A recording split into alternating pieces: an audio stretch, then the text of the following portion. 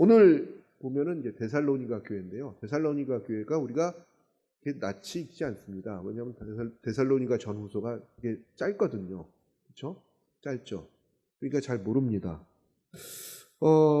그런데 여러분 성경에 보면 데살로니가 교회는요. 바울이 아주 칭찬을 했던 교회.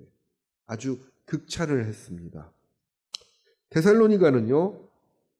마게도니아라는 지역에 있어요. 마게도니아는 이 그리스 북쪽에 있는 그런 지역입니다. 여기에 있는 도시 중에서 아주 큰 항구 도시였습니다. 여러분 옛날에는요. 멀리서 이렇게 여행을 하려면은 기차도 없었고 자동차도 없었고 주로 이제 도보를 가거나 아니면 뭐 말을 타거나 뭐 그런 일인데 그래서 이제 편하게 가려고는 이제 배를 타고 갔어요. 그래서 배를 타고 가려면 가장 중요한 게 뭐냐면 중간중간에 항구를 들러야 됩니다. 그래서 항구 도시가 되게 중요했고요. 그래서 이 마게도니아는 이제 동쪽으로 가면 아시아고요. 서쪽으로 가면 이제 유럽에 있는 딱 그 가운데 있는 그런 항구 도시였어요. 그래서 굉장히 많은 사람들이 살고 있었습니다. 이 도시에 바울이 이제 2차 전도 여행을 하는 중에 들르게 됩니다.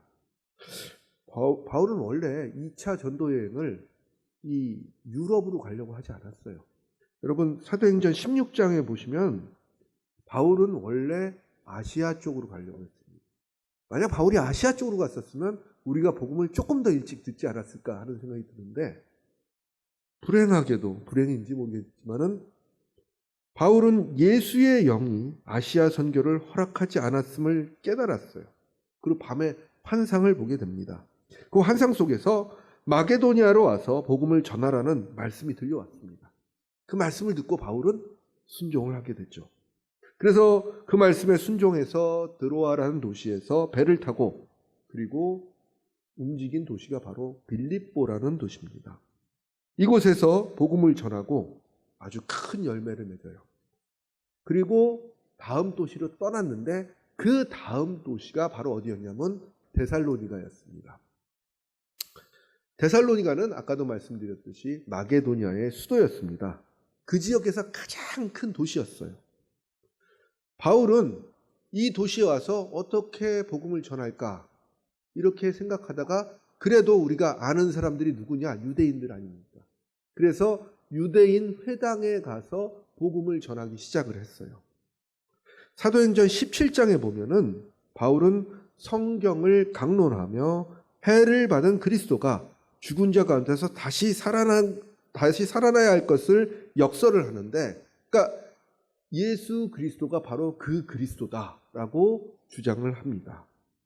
이게 이런 복음을 전할 때 성경에 보면은 경건한 유대인들, 여러분 경건한 헬라인들, 경건한 헬라인이라는 사람들은 바로 헬라인인데 그 당시에 유대교를 믿었던 사람들이에요. 이 사람들과 적지 않은 귀부인들이 감명을 받았다고 합니다. 그러니까 복음을 전했는데 이 사람들이 마음이 움직이기 시작한 거예요. 그러면서 예수 그리스도를 믿기 시작합니다. 그리고 바울을 따르기 시작해요. 그러니까 여러분 이 유대인 회당에 와서 예수 그리스도를 가르치면서 복음을 전하니까 많은 사람들이 감동을 받아요. 그러니까 다 좋은 건데 여기서 싫어할 사람들이 있죠. 바로 누구였겠습니까? 바로 회당의 주인이었던 유대인들이었죠. 유대인들이 이 사람들을 시기하기 시작합니다. 그러면서 소동을 일으키죠. 시정 잡배들을 불러가지고 성에 소동을 일으킵니다. 그래서 바울이 머무르던 야손이라는 사람의 집까지 습격을 하게 됩니다.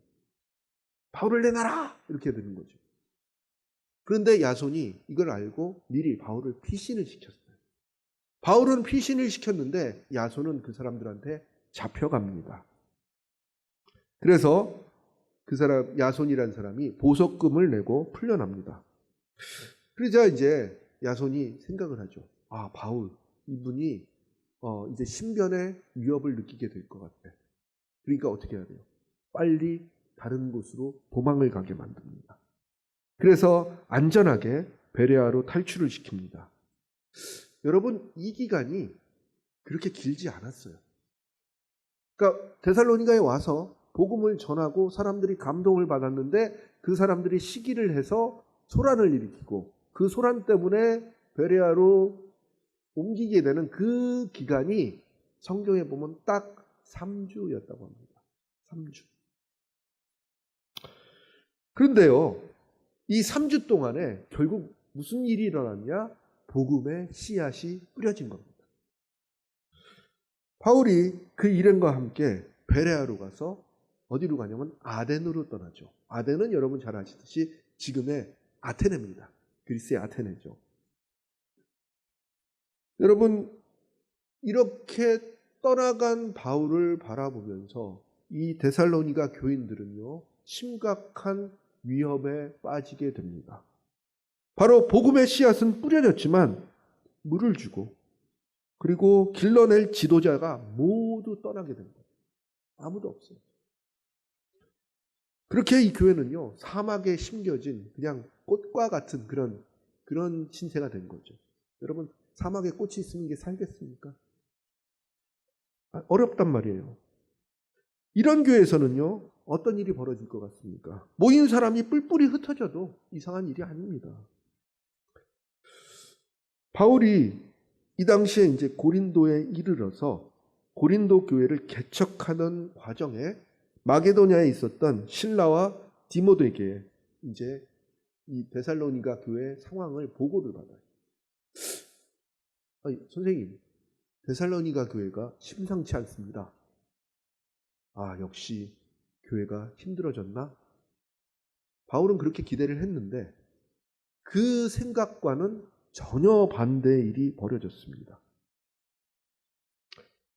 그들은 핍박 속에서도 믿음과 그 교회를 너무나 훌륭하게 지켜내고 있었던 것입니다. 이 보고를 받은 바울이 굉장히 기뻤어요. 너무나 기뻤습니다. 바울은 이 사람들을 격려하고 싶었고 그들의 처한 상황을 잘 헤쳐나갈 수 있도록 권면을 하고 싶었어요. 그래서 편지를 보냅니다. 그 편지가 오늘 읽은 데살로니가 전서, 그 다음에 두 번째 편지가 데살로니가 후서예요. 여러분, 이 데살로니가 전서가요, 성경에, 즉 신약 성경에 27권 가운데 제일 먼저 쓰여진 책입니다.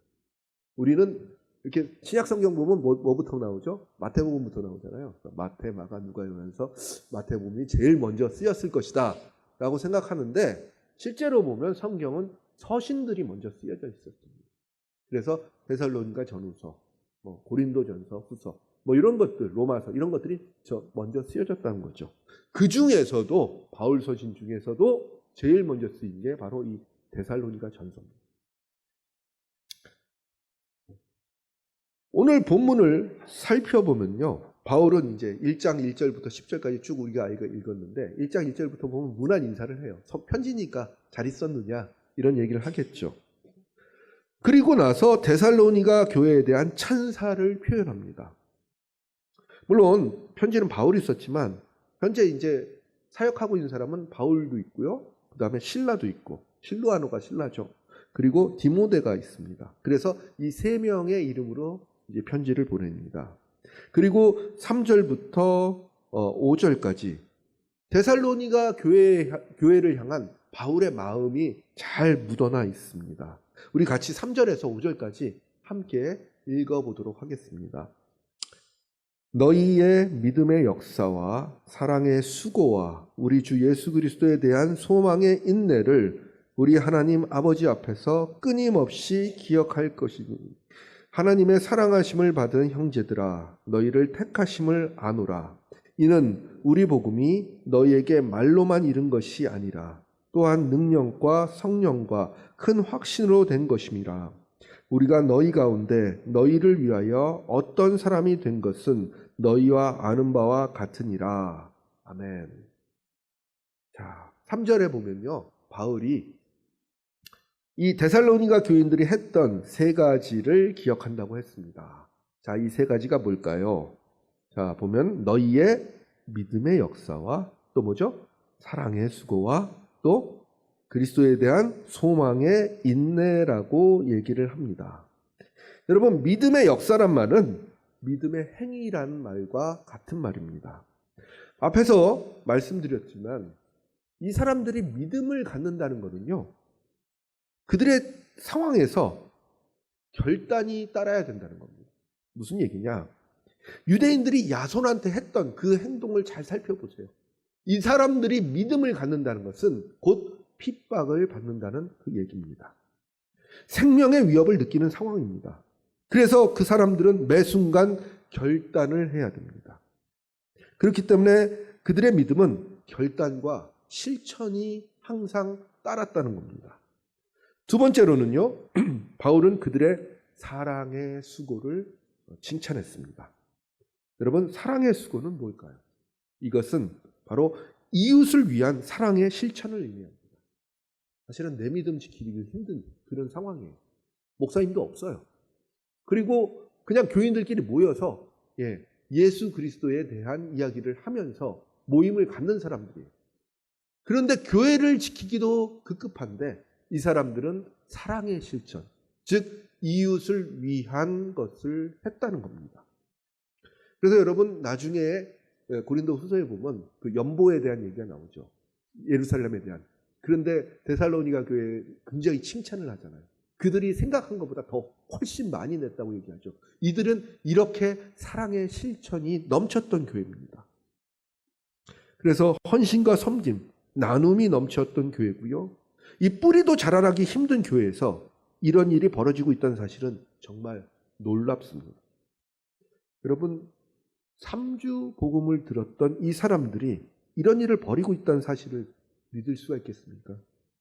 이 현대 이런 교회, 이런 우리가 살고 있는 이런 교회와 비교한다면 정말 이 시대 이 그리스도인들은요, 정말 우리가 보기에 정말 우리 자신이 너무 부끄럽고 또 한편으로는 또 이런 믿음을 가진 게 부럽기도 합니다. 바울은 하나님께서 이 데살로니가 공동체를 택하셨음을 선포합니다. 그것은 그들이 전한 복음이 말로만 전해진 것이 아니라 능력과 성령의 큰 확신으로 전달된 것이라고 말합니다. 자, 그러니까 이들에게 전해진 복음이 그냥 말로만 전해졌다는 얘기는 의미로만 전해졌다는 거예요. 아, 복음이란 건 이런 거구나. 우리도 복음을 듣잖아요. 이해를 해요. 예수께서 우리를 위해서 돌아가셨구나. 이것은 의미로만 전달된 복음입니다. 여기에 능력과 성령의 확신으로 전달됐다는 것은 뭐냐면 이 사람들의 마음이 움직였다는 거예요. 그러니까 복음을 듣고 마음을 움직여서 행위로 나타났다는 얘기입니다. 그래서 그들의 마음을 움직여서 교회를 아주 연약한 교회가 아주 튼튼한 교회로 세워지게 만들었다는 겁니다. 이것이 바로 성령의 능력으로 가능한 것입니다. 바울은요, 또 6절에서 8절 여기에서 또 다른 칭찬을 합니다. 또 6절에서 8절까지 같이 한번 읽어보겠습니다. 또 너희는 만난 환난 가운데서 성령의 기쁨으로 말씀을 받아 우리와 주를 본받은 자가 되었으니 그러므로 너희가 마게도냐와 아가야에 있는 모든 믿는 자의 본이 되었느니라. 주의 말씀이 너희에게로부터 마게도냐와 아가야에만 들릴 뿐 아니라 하나님을 향하는 너희의 믿음의 소문이 각처에 퍼졌으므로 우리는 아무 말도 할 것이 없노라. 네. 바울은 데살로니가 교인이 환난 가운데서 성령이 주시는 기쁨으로 말씀을 받았고 주님과 사도들을 본받는 자가 되었다고 진술합니다. 여기서 환난은 앞에서 얘기했듯이 유대인들의 방해와 그리고 또 실질적인 박해입니다. 로마에서는요, 이제 박해가 시작되고 있었기 때문입니다. 여러분, 이들은요 다 초신자들이에요. 예수 그리스도를 본 사람들이 아닙니다. 여러분, 예루살렘에 있는 사람들은요 다 예수님을 봤어요. 그리고 예수님이 부활하신 것도 본 사람들이 있었습니다. 그런데 이 사람들은 유대인들도 아니었어요. 되게 헬라인들 그리고 이방인들이었어요. 그런데 이 사람들이 믿음을 가지고 있었다는 것은 바로 예수 그리스도에 대한 복음을, 말씀을 바로 마음으로 받았고 성령께서 그 마음 속에 그 말씀이 자라게 해주셨다는 겁니다. 그렇기 때문에 그들은 오직 주와 사도들을 본받는 자가 되었다는 거죠. 오히려 교회를 오래 다닌 사람들보다 교회를 짧게 다녔지만 그 신앙의 연조가 아주 깊은 사람들이 있어요. 바로 이런 사람들이 이 데살로니가 교인들이 아닌가 싶습니다.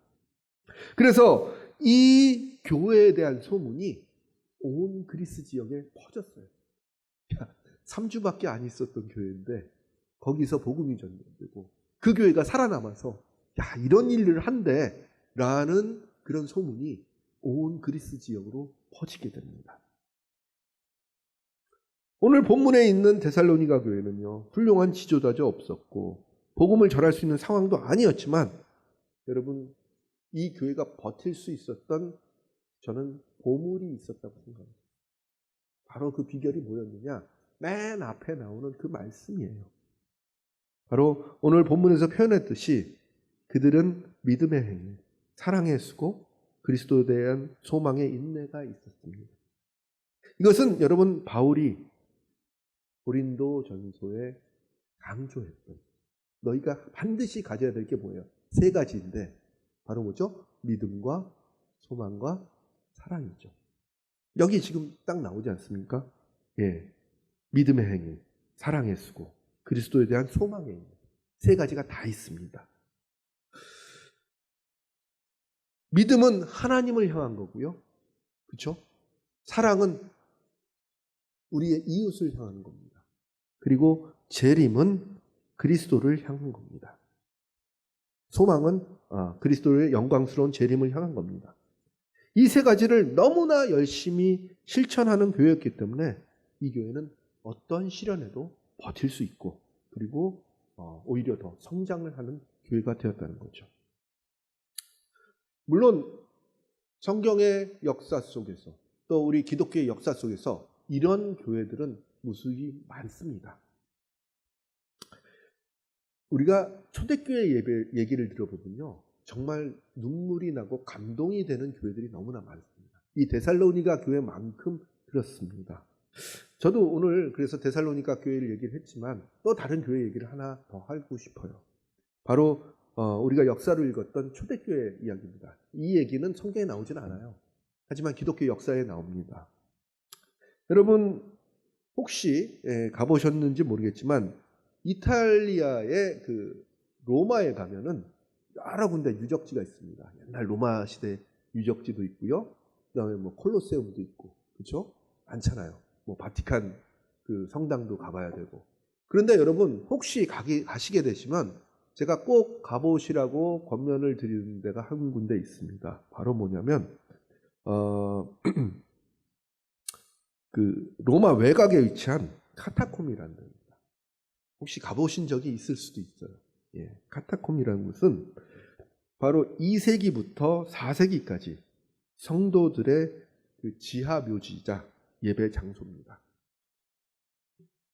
이 안에 들어가면요, 초기 기독교인들이 예배를 드렸던 흔적들이 보입니다. 성찬을 한 그림이 나오고요. 그 다음에 성경에 있던 그림들이 나옵니다.